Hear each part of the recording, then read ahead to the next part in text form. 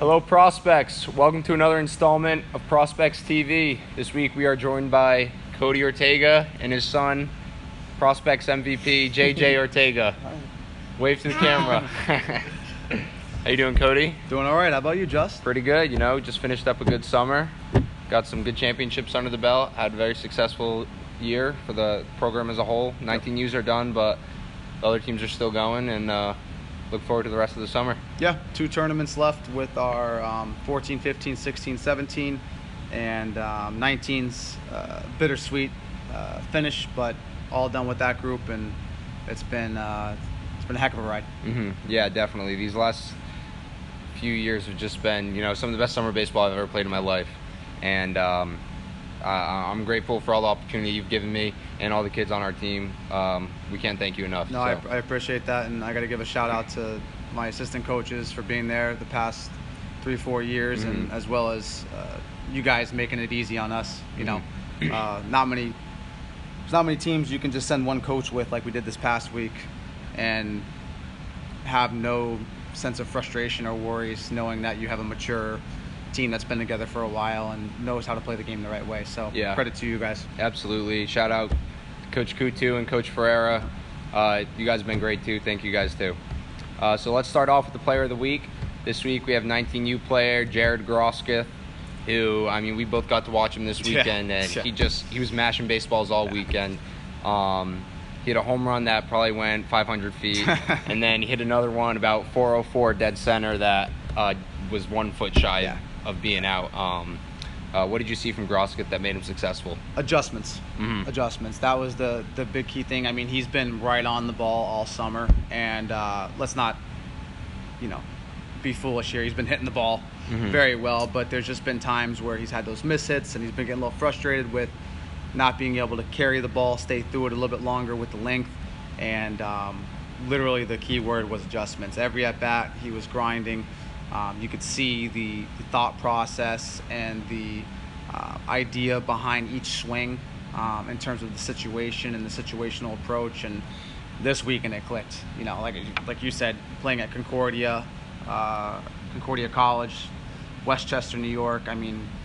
That ball had to go at least 405, 410. Yeah, that was a bomb. It was a shot, and just all weekend, every ball he hit, the bat was making a difference. At one point, for God's sakes, the kid broke a bat hitting it on the barrel. So if that doesn't tell you, you're feeling it, I don't know what does. Yeah, I got the pleasure to hit behind him this summer, and, smart baseball player, knows what he's doing up there, calming presence, great player to watch from the on-deck circle, and he's there to help you, too, if you have any questions about what you see.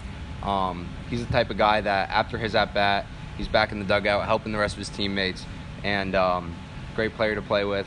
And congratulations, Jared. Great job this weekend. Big things to come at St. Anselm. Absolutely. Big things to come with him going to St. Anselm. Absolutely. All right, so pitcher of the week, we have David Lynch from the 14U team. What did you see with Lynch that made him so successful? You guys were able to win the championship at the War at the Shore in Connecticut. Yep. Obviously, David Lynch was a big part of that. Yeah, no, he was excellent. We call him the Lynch special. You know what you're going to get just because he's a flat-out baller. Mm-hmm. He came in a big situation, semifinal game, comes in to relieve and close it out, gets it done right away. Coach, I can go in the championship if you need me to. We rolled out Kyle Bork.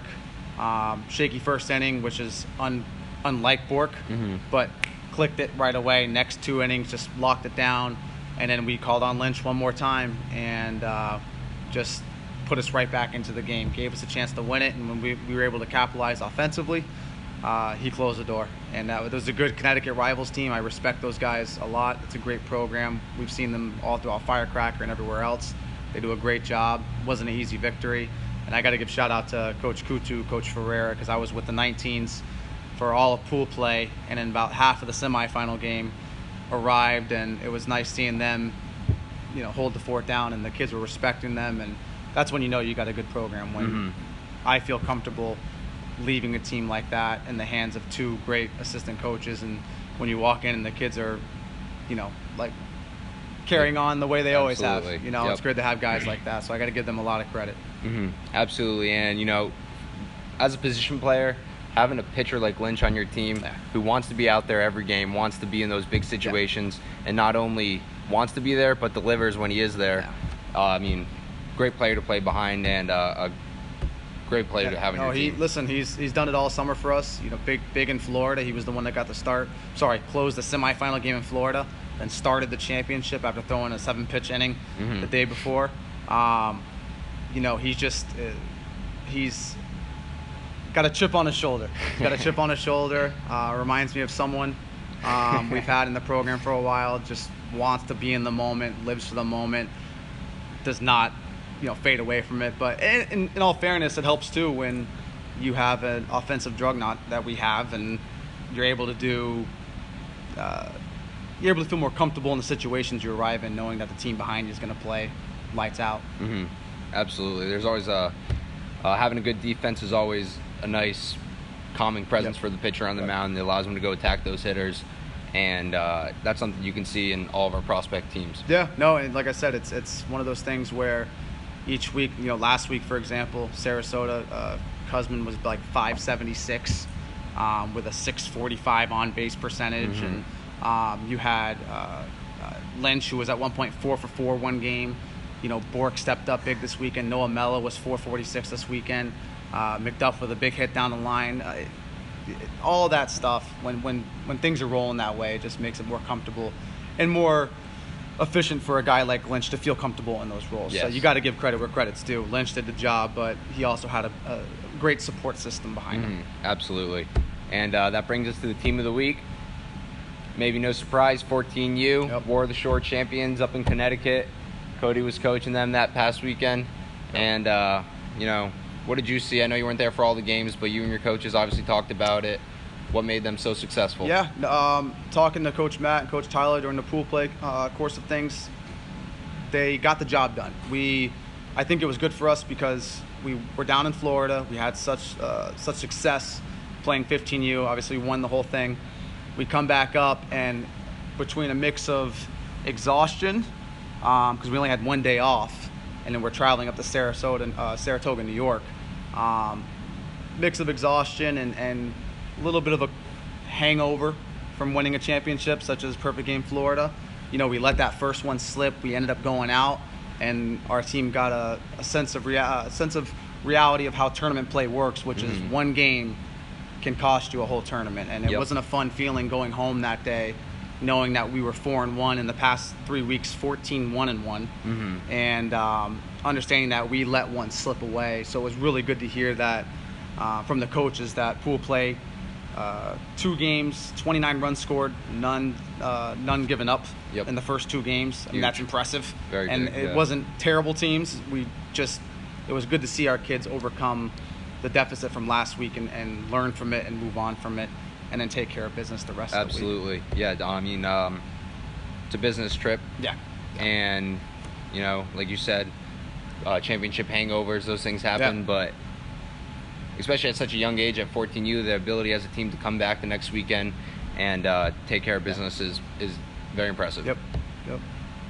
All right, so we also have a few updates about our prospects players this past week. PBR games, we have 3 players competing in those games: Jacob Gaudreau, John Mass, and Nathan Batista. You know, 3 great players, and they're able to show off their skills at these games. What has allowed them to get to the spot that they're in? They're coachable. And don't get me wrong, they're physically gifted. They have abilities, and they're able to capitalize on that stuff. But first thing I think of with all 3 of those kids is the ability to be coached. Mass, right-handed pitcher, shortstop, lefty bat, can literally do it all. It's going to be fun to see what happens and how he projects down the road. Nate Batista, catcher, lefty bat. The kid has just absorbed everything we have talked about behind the plate, and he went from a player that was a good player to now becoming a great player. Both play on the 13-year-old prospect teams under Coach Brooks and Coach Douglas, and I got to give them a lot of credit because that's, you know, we call that the sponge age, where it's not so much let's win, it's can we learn. And those kids, not that they weren't gifted beforehand, they've always had their talents, but their ability to learn from those 2 guys that know what they're talking about has made them the person they are today, and it has given them the opportunity to play in this awesome event for the junior futures. And then you have Jacob Gaudreau, 2021 from LaSalle, catcher, left-handed bat, kick and flat out swing it. Yep. Can do it all. He's one that, you know, has had the talents. We've been looking for the maturity and for him to become a leader. Not so much verbally, but just play like a leader. And, you know, we've seen a tremendous difference in him. I mean, he's gone from being a guy that was frustrated after at-bats to fixing at-bats. Mm-hmm. And those types of things is what's going to make him a top-tier player, in my opinion. You know, personal best 91 exit velo while he was down at the PBR games. Looked great in the BP rounds. Phone's been blowing up. You know, I know a lot of guys are very happy with what they're seeing. Mm-hmm. And I know today he faced a kid on the mound, 94. Ground ball to second, then hit a deep fly ball to center field. So, you know, you got a sophomore facing a guy throwing 94 and he's putting balls in play. Yeah. You got to be somewhat good. Yeah, exactly. But, you know, knowing Jacob, and I've known him for a few years now, he's not happy with that result. No, not at all. He's going back to the dugout thinking, okay, what can I do my next at-bat to get the best of this guy and win my next at-bat? And that just speaks to, you know, his maturity as a baseball player and also his ability. Yep.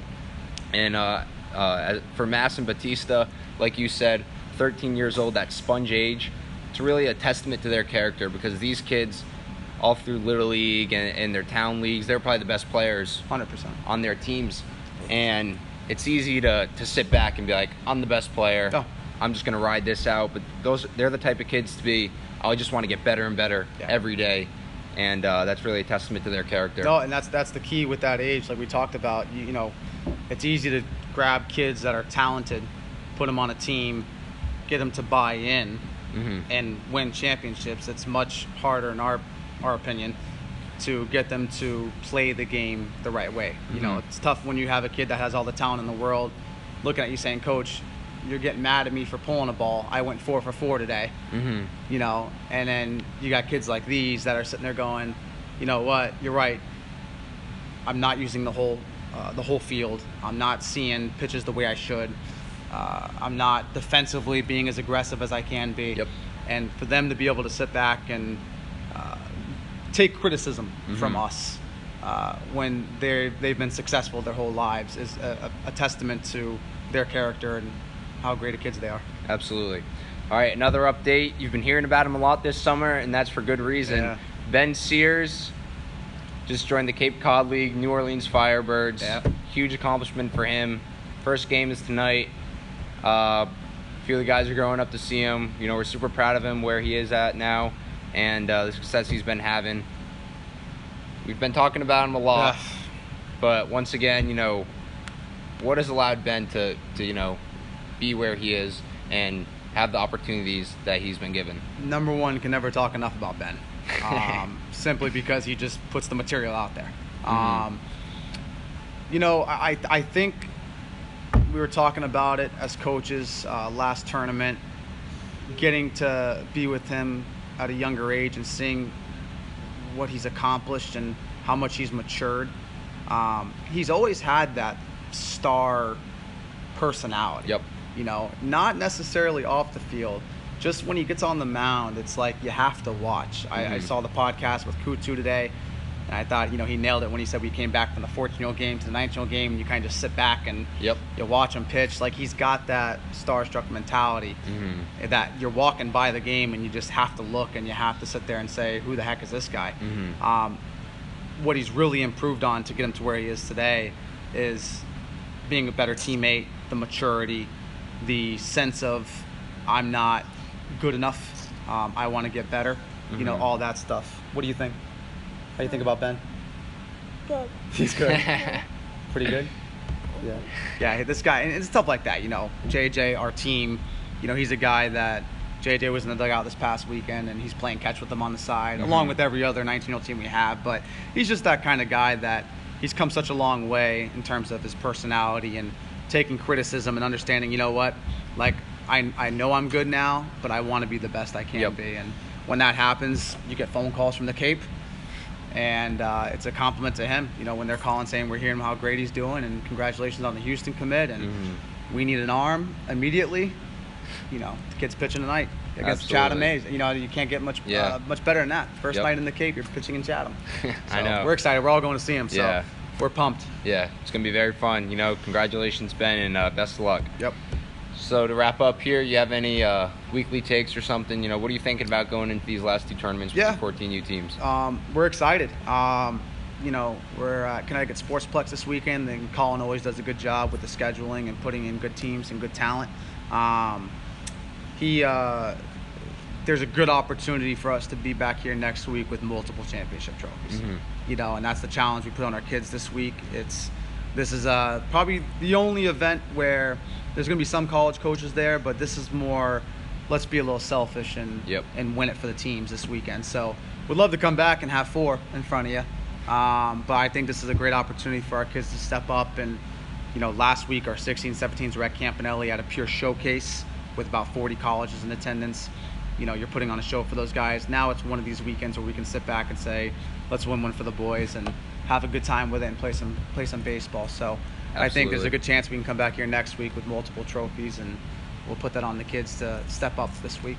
Absolutely. And, you can be as selfish as you want. Obviously, these kids want to play at the next level, but what it comes down to, college coaches, they want kids who win. That's it. Right? So if you're playing in the championship game every week, they're going to be more keen to look at you, and they're going to be more interested in you and your skill set and the players on your team. So 100%. Good luck this weekend to all of our prospect teams. And thank you, Cody. No problem. Thank you, JJ. Say thank you. All right, we'll see you next time, guys.